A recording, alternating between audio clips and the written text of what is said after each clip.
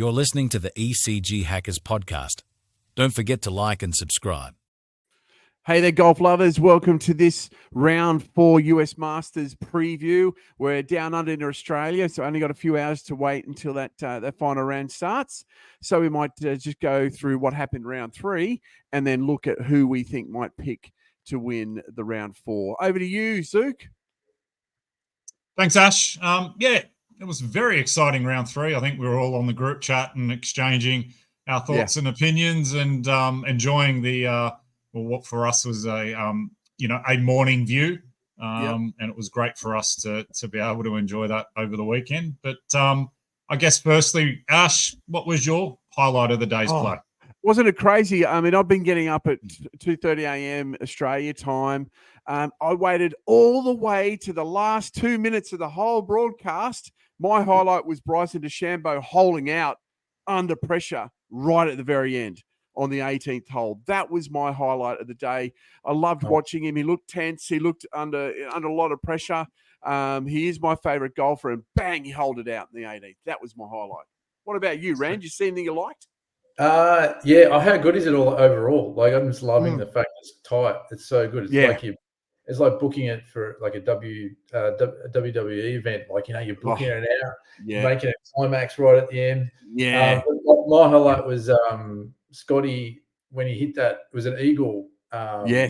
Eagle putt. That was the game changer. You could hear it on the telecast. Someone else, I think, might have been Morikawa or someone was on another hole. You could hear it in the background. Then the telecast was to it. It was like, that's what it was.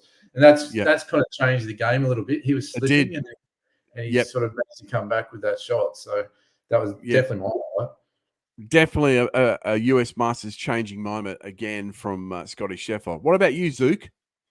For me, it really was that closeness of the leaderboard. There are times when they throw around the tagline "Moving Day," and not much happens, but there certainly was a lot of movement on the leaderboard today. And I might just, kick off with a bit of a recap of the round, if you don't mind. Please do. Go for it. Scotty started the day in the tie for the lead, and somehow after a very chaotic day's play, ended up with sole possession of the lead. There was a lot of movement on the leaderboard, particularly on the back 9. After a chip-in birdie on the first, Scotty's, round was pretty uneventful until a bogey at the 10th saw him surrender the lead. Scotty's stumble saw Nicolai Højgaard claim the outright lead there for a period after Nicolai made birdies on the 8th, the 9th, and the 10th. But this was only a fleeting moment, and 4 consecutive bogeys saw him, really fade away at the end of the day. There's certainly a tense struggle. And at one point, there was a 5-way tie at 6 under with Morikawa, DeChambeau, Homer, Højgaard, and Aberg holding that joint lead. But apart from Morikawa, they all kind of stumbled their way through the back 9, dropping shots. As touched on there, ran Scotty's eagle and birdie on the 2 par 5 saw him reclaim the sole lead at 7 under, but a bogey on the 17th dropped him back to 6 under and a share of the lead with Morikawa. Morikawa had one of the rounds of the day, posting a 3 under 69, but it was a bit of magic from Scotty, who wasn't done and posted a birdie on the 18th to get to 7 under and a sole lead, and certainly has himself sitting in the box seat for tomorrow. But Ash, who do you think will win and claim the green jacket tomorrow? Cool. If you watched earlier in the week, I mentioned after the cut, I reckon with the first 7 shots, I'm going to go within 4 shots now of Scheffler. Anyone in that within 4 shots can win this. But I'm going to go with Bryson. He's my favorite golfer. He shot a 65 on day 1. So he can do something freakish. I think he had a tough round, and I think he's got the momentum coming in to this final round, Rand, because he hit that hole out on the 18th. So I think it's set up for a Bryson comeback. He'll shoot 66, 67, and he'll win this one. Rand? Yeah, no, I can't believe I walked away. I must have missed that last. I think you messaged me and said, "Did you see that?" I was like, "No, literally watching all that time, must have missed it." Yeah. I think I wouldn't mind seeing Max Homer come home strong at the end. Yeah, nice. someone different. DeChambeau, obviously, he's obviously pricing someone different, but Max, I wouldn't mind seeing him, come pretty solid since the first tee, I think. So he's been dialed in the whole time. So I wouldn't mind seeing him come up. So yeah, nice choice. Zook, what do you think, mate? I can't go past Scotty. He's been pretty solid. He showed a bit of grit and determination to claw back and get the sole lead today. And I guess I'm a little biased. He's in my fantasy team and holding that team together. So, so certainly hoping that he can claim his second green jacket. But one of the features naturally of the Masters is the course, and today the wind was less of a factor, but the greens were turned up to 11 really, and I fear they may well be turned up to 12 tomorrow. Today, the firmness of the greens meant that approach shots that landed in, what would ordinarily be pretty good locations ended up rolling off. And putting was a real challenge given the speed of the greens. In an interview with the Aussie Fox crew, Cam Smith said of the greens that they were starting to bake out and get a little crusty. Yeah. Interesting turn of phrase. And that, the read of the greens was so speed dependent. So, with respect to the greens, Ash, on a scale of 1 to 10, how much water does Augusta need to apply to these greens overnight? I'm no greenskeeper, but I did have a good cricket pitch in the backyard at Cherrybrook, didn't we, Rand? I would say I think you need a 9. Matt, we need plenty of water on there. If you have a look at the highlights of round 3, just have a look at the colour of the greens. I've never seen Augusta's greens look brown and shiny like that. I mean, I know they're fast, but usually you think they're lush. They need a lot of water. They've been wind blown, and it's almost it's. Look at how they're struggling with the putts. They're dry. Like Bryson's drives are huge. Scheffler's drives are huge. Homer's driving huge, but then they just can't stop it on the green. So it needs plenty of water. Get the sprinklers out, you reckon? Oh, sprinkler it out. 100%. Splinters out. Slip and slide, whatever it takes. Cut the end off and just let it turn it on, guys, and just put your thumb in the end and just spray it out. Thumbs on the end of the hoses. Yeah, nice. Nice. Yeah, I agree. Definitely needs it. Needs some water. What do you think, Chris? Look, it needs something. I think one of the highlights for me of the coverage has been that Masters Live, the hour or so they do afterwards, and they often cut to the shots of the course as they're producing and telecasting the show, and it looked like the greens crew were out there with the big hoses watering the greens. I hope so. I hope pin placements and greens are fair and allow for players to attack tomorrow. I really don't want it to be a defensive final day. I really want some aggressive golf and for someone to post a score to win, rather than just hold off the competition. Yeah, so, good point. So anyway, as we're making the pod from Australia, naturally we focus on the Australians, and really there's only 2 in contention at the moment.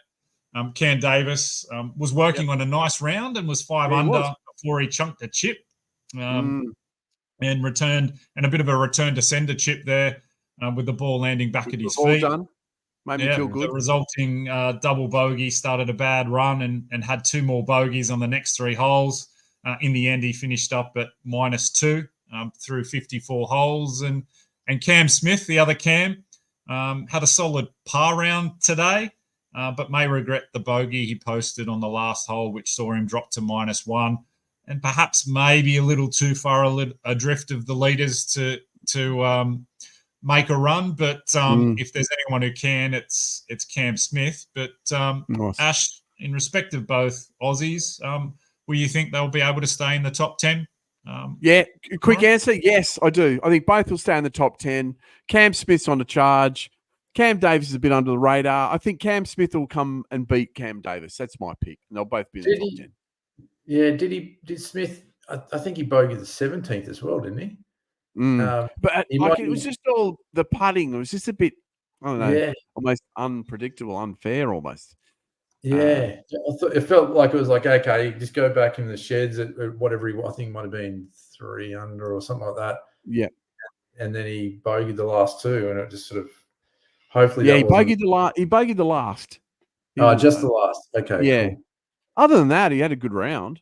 Decent, Yeah, yeah. he was scrapping. It was really a case of his putter saving him. Like if you look at that scorecard, it was one birdie and one bogey for that even round, and he was just being able to scramble and cover his cover himself and just make sure he stayed within contention.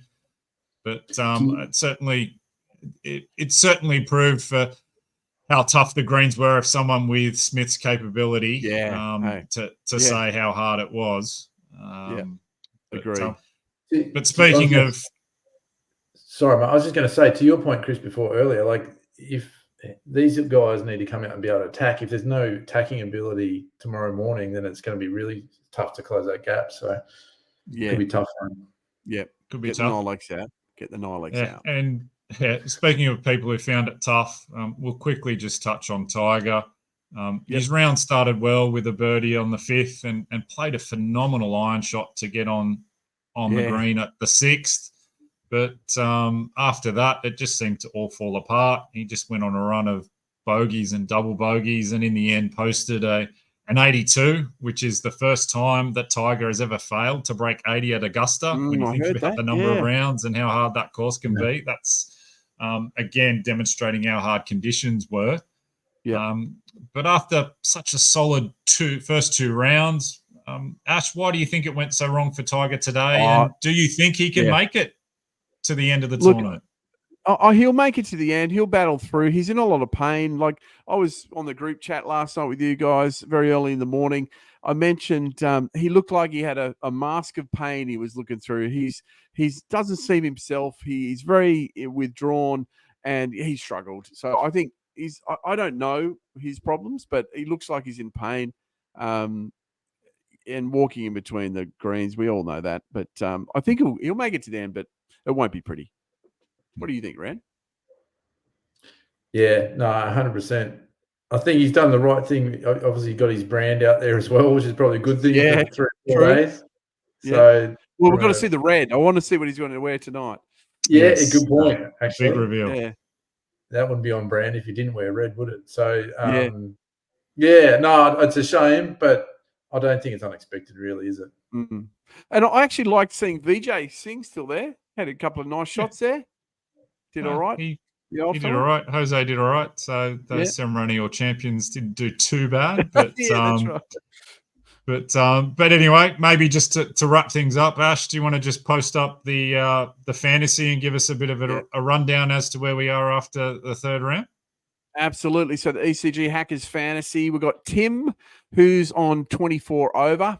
He's still got Ludwig Aberg in the top 4. And that's about it. Damo's on 27 over. It's pretty tight up there. He's still got Bryson, Ryan Fox, Jason Day can make some points. Jake is currently in second spot with 18 over. He's got Matt Fitzpatrick, Mickelson, Smith. Smith's probably his best bet now. Zook, you're in first place with Matsuyama, Reed, Scheffler. Scheffler's your man. Well done so far. Can you hold on to that? And I'm way back at the end on 33 over. I've been let down badly by Brooks Koepka, Joachim Neiman, and Thornburn. Been let down badly there. Not happy. Started off all right. But hey, thanks, boys, for joining us. That was a quick wrap-up, or a preview, I should say, of round 4 of the US Masters. We're down under in Australia. The broadcast starts in about 4 or 5 hours. So keen to see what happens. Thanks for joining us, Ran. Bo, thanks for joining us, Luke. Yeah, get some rest. See you for the podcast on Thursday. You're listening to the ECG Hackers podcast. Don't forget to like and subscribe. Each week we are dropping a new episode which you can